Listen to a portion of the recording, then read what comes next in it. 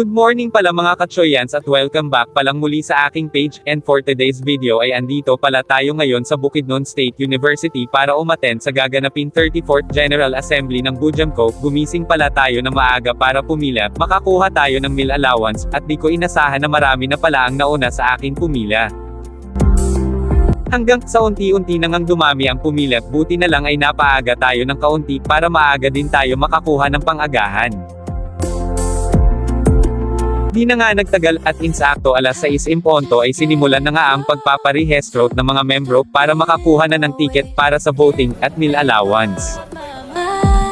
Pagkatapos makuha ang ticket ay sumunod na uli kami ng pila para sa voting entrance kung saan lahat ng mga membro ay kailangan bumoto ng mga bagong membro ng Board of Directors. Shoutout pala sa kaibigan kong si Bali Stoy, shoutout pala sa iyo pre, andito ka rin pala, hahaha.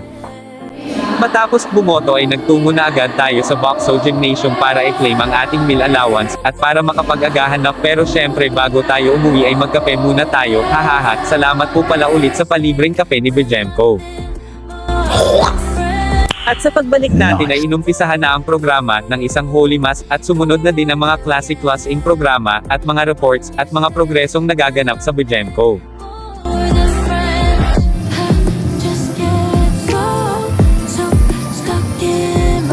Di rin mawawala ang sayawan, para mawala ang antok. Ang galing-galing palang sumayaw ng mga kachoy Bujamco natin, lalo na kung may premyo, ha.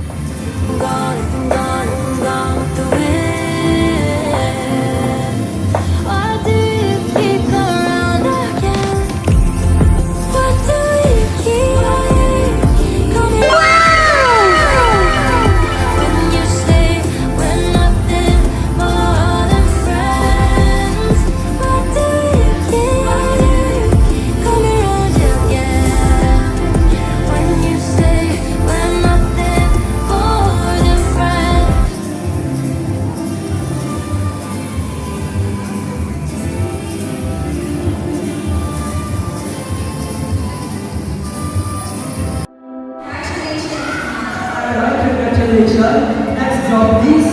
We have Garcia Princess. Garcia Princess. At syempre ang inaabangan ng lahat ng mga membro na raffle draw para sa libreng pag-grocery ni Bujamco, pero sayang nga ay di tayo pinalad. Better luck next assembly. Oh no!